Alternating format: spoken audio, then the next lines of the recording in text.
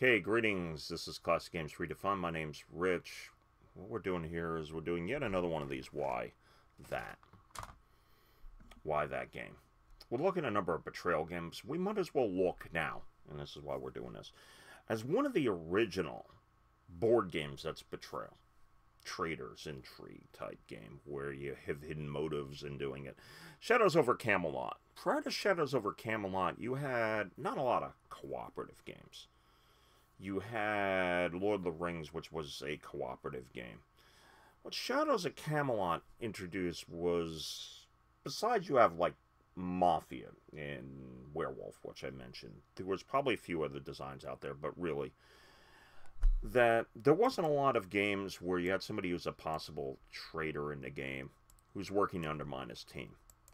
So this added it, and people argue that maybe it hasn't aged as well. I would disagree, but I would consider it a lighter game, and what I would consider this game is not a full-blown traitor game. The nastiness isn't quite there. But it's a cooperative game with a possible traitor in the game. There may or may not be a traitor, usually is, in the game. And it's added just because it adds spice to it. So it's a cooperative game.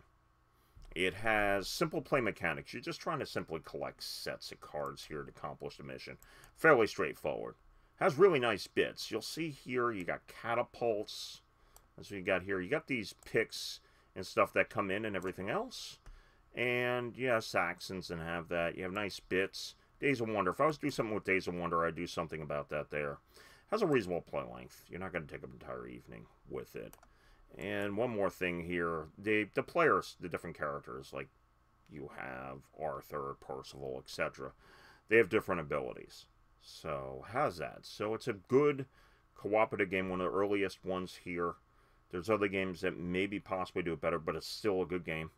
Very simple play mechanic. Good introduction to it. If you want something that's nice, where the traitor element adds just a little bit of uncertainty and intrigue, but is not overwhelming, it's definitely a game to look into. So, I mean, I would still recommend checking it out here. There's also an expansion added to it that makes it worthwhile. So, anyhow, you get more stuff to it. And there's also, actually, I'll make mention of, there's also a card game version of this, which is playable for 2 players, which is actually kind of interesting, along the same lines to it. So, anyhow, check this out. I'll have a link below to Board Game Geek on it. And, yeah, that's about it. Not much else I could say about this. So, you can go check it out.